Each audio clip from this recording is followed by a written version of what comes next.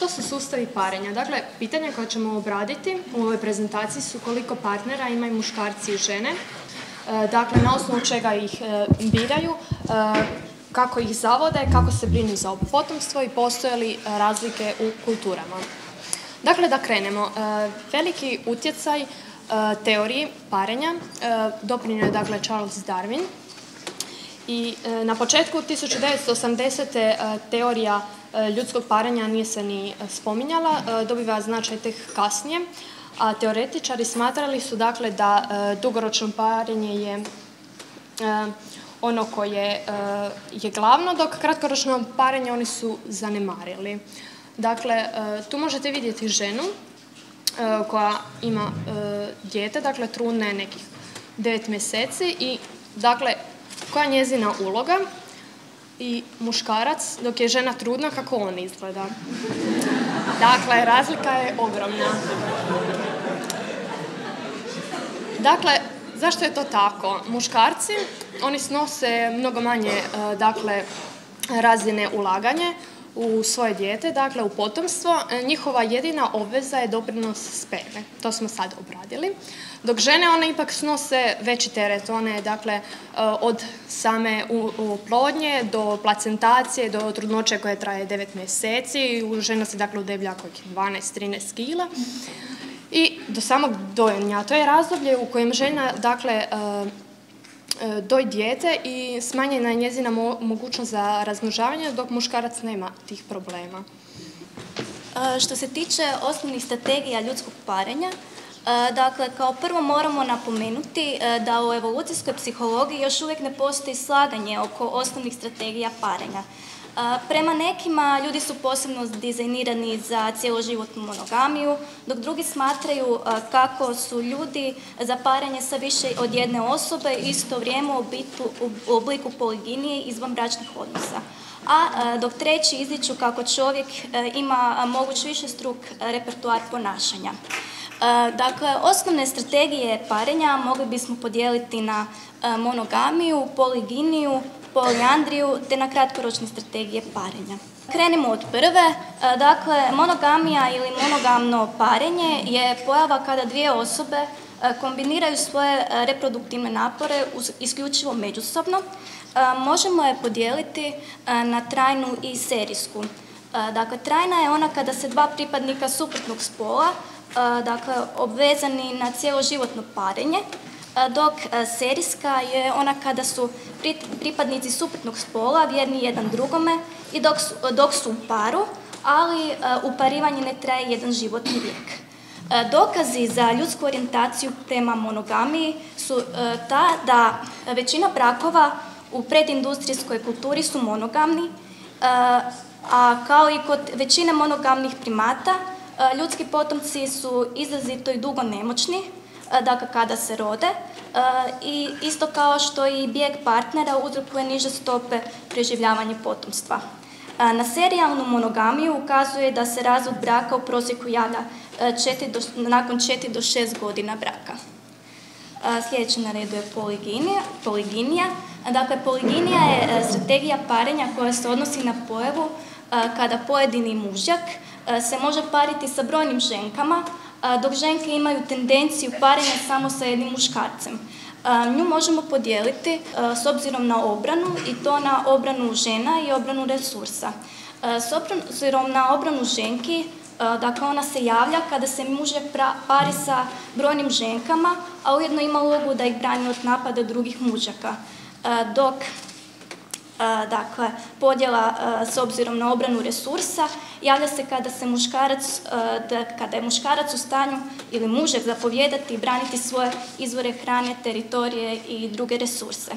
Dokazi za ljudsku orijentaciju prema poliginiji su ta što većina bračnih sustava u predindustrijskim kulturama su poliginični, te muškarci u lovačko-sakupljačkim kulturama imali su veliki broj žena, dakle, naravno oni koji su imali visoki status. Zatim polijandrija. Dakle, polijandrični sustavi parenja su prilično rijetki u životinjskom svijetu, no kod klasične ili serijalne polijandrije ženke se pare za, dakle, pristup većem broju mužjaka, koje nakon parenja napuštaju zajedno sa potomcima. Primjer u životinjskom svijetu je kod morskog konjica. Dok kooperativne, dakle, ženka se pari sa više mužjaka, ali sa njima svima ostaje, te oni zajedno se brinu za potomstvo. Dakle, slično tome je i bratska polijandrija. Dakle, ona se javlja u području Himalaja, gdje uvjeti okoliša zahtijevaju međusobnu suradnju za veću mogućnost preživljavanja. Na primjer, u nekim dijelovima Tibeta braća nasljeđuju zemlju koja se ne može podijeliti na isplative dijelove, pa se tada udružuju kako bi si priuštili jednu ženu.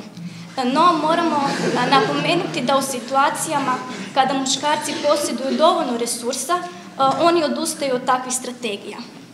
Te su nam ostale na kraju kratkoročne strategije parenja. Dakle, one se javljaju kada se ženke pare s brojnim muškarcima, isto kao i mužjaci sa brojnim ženkama. Neki dokazi za ljudsku orijentaciju prema kratkoročnim strategijama je to što su nevjera, krivo tuđih partnera, prevare i predbračni seks su dominantni u svim kulturama. Često se sudjeluje u seksu bez začeća. Dakle, i pokazuju se dokazi adaptacije za kompetitivnost spermija.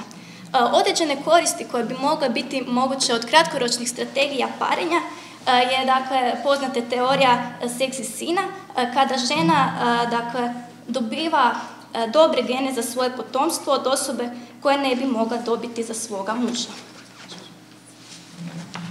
Dakle, da nastavimo o spolu i kontekstualnim razlikama. Dakle, što su evolucijski psiholozi mogli zaključiti na temelju nekog prethodnog znanja o ljudskoj strategiji parenja. Dakle, ljudi pokazuju značajke povezane sa monogamijom i kratkoročnim parenjem. Monogamija znači da traže partnera za neko duže razdoblje, dakle za dugoročnu strategiju parenja, dakle traže vjernost. Dok kratkoročno parenje, tu se često spominje nevjera, krivolov i one night stand. Dakle, te dvije teorije se suprotstavljaju i znanstvenici su zaključili, dakle, da su ljudi dizajnirane za više od jedne strategije parenja i one imaju izbor, dakle, što izabrati, dugoročno ili kratkoročno. Kod teorije roditeljskog ulaganja, dakle, suprotstavlja se pojam ko više ulaže, dakle, da li više ulažu muškarci ili više ulažu žene. No, kada se roditeljsko ulaganje, dakle, obuhvaća vrijeme i energiju koju roditelj ulaže u svoje potomstvo, dakle, u potomka koji ima bolje gene na štetu onog koji ima lošije gene. Varira, dakle, između muškaraca i žena. U nekim vrstama, dakle, mužjaci više ulažu u svoje potomstvo, na primjer, to su neke ptice kada, dakle, ona samo ženka, dakle, izlegne jaje, a mužjak čuva i brine se o njima. Dok kod drugih vrsta, većinom kod sisavaca, ženke su te koje se brinu za potomstvo, više od muškaraca. Idemo dalje sa teorijom seksualnih strategija. Vasi i Schmidt su znanstvenici koji su proširili Trivasovu teoriju roditeljskog ulaganja, o kojoj ćemo još nešto čuti kasnije, na teoriju seksualnih strategija, koja kaže da su muškarci i žene razvili jedan kompleksan repertoar strategija parenja. Sa jedne strane razlikuju dugoročne strategije parenja od kratkoročnih. Dugoročno parenje je karakterizirano dugim udvaranjem, visokom razinom ulaganja resursa u partnera i eventualno potomstvo, povezivanjem partnera, odnosno osjećajem ljubavi kroz jedno duže vremensko razdoblje. A kratkoročno je jedan kratak seksualni susret kao uglavnom avantura za jednu noć ili one night stand, ali između ta dva, znači, suprotna oblika još postoje razni međuoblici kao nekakve romanse i afere i slično tome. Dakle, razlike u dugoročnim strategijama parenja.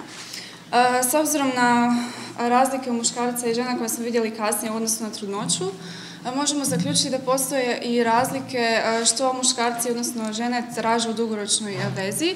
Primjerice, muškarci kod žena ocjenjuju osobine koje ukazuju na njezinu reproduktivnu vrijednost i plodnost, što je najočitije, recimo, time da biraju mlađe žene od sebe.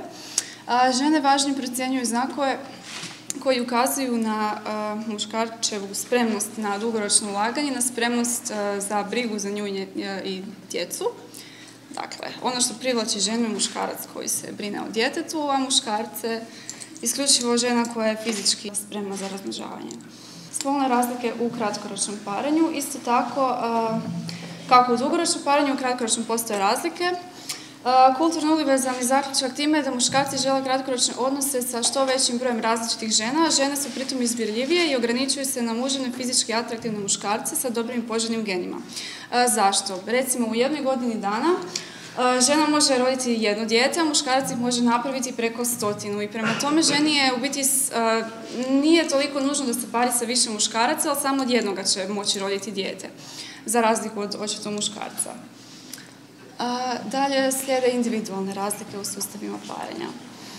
Individualne razlike, do njih dolazi zbog raznih životnih okolnosti, kao ovisno o kojoj fazi života radi, kakve su fizičke značajke pojedine osobe, koliko je ta osoba poželjna za parenje i u slučaju kod žena ovisi o njezinom ovulacijskom stanju, recimo, i koliko je žena stara.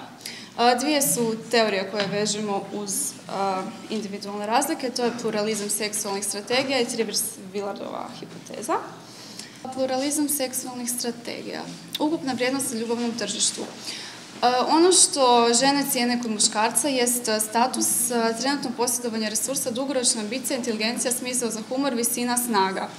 To su znači sve nekakvi znaci po kojima ona može procijeniti koliko su kvalitetni muškarčevi geni, a naravno ona ih želi što kvalitetnijima kako bi njezina djeca što bolja bila radi toga, recimo. Isto tako što se tiče statusa, u nekim plemenskim kulturama možemo vidjeti kako muškarci koji imaju viši status imaju i više žena, odnosno zato što žene privleči taj njihov status, a u modernim društvima takva je poligamija kao za razliku od plemenskih kultura ilegalna i zbog toga recimo muškarci koji su imaju viši status, su skloni izvanbračnim aferama ukoliko su u braku. Oni muškarci koji imaju nizak status su skloni promiskuitetnim strategijama zato što ovi muškarci višeg statusa imaju one poželjnije žene, tako reći. Studija koja to dokazuje, muškarci sa većom poželjnošću za parenje ranije stupaju u prve seksualne odnose, imaju veći broj partnera i promiskuitetnije strategije parenja. I jedan indikator opći za parenje je samopoštovanje. Znači, što je veća razina samopoštovanja muškarca, on će imati više kratkoročnih strategija. A kod žene je ta stvar obrnuta, znači žene koje imaju više samopoštovanja će više tražiti monogamne veze. Znači, žene, ukoliko se odlučuju za kratkoročnu strategiju parenja, ono što će tražiti kod svog kratkoročnog partnera je da on bude, da ima neke fizičke znakove dobrih gena, dakle simetričnost lica, široka ramena, mišićavost, i to, dakle, sve u cilju dobivanja njegovih gena koji su očito na osnovi tih znakova dobri. Isto tako je zanimljiva jedna stvar, da kratkoročne strategije parenja ovise o razini testosterona koju muškarac ima. Primjerice, muškarci koji su bili prije rođenja izloženi većim razinama testosterona, vidi se da kako je omjer njihovog kažiprsta i prstenjaka drugačiji i po tome možemo donekle zaključiti da li oni preferiraju kratkoročne ili dugoročne strategije. Znači, ovdje je jedan rezime toga istraživanja i slijede razlike u strategijama parenja kod žena.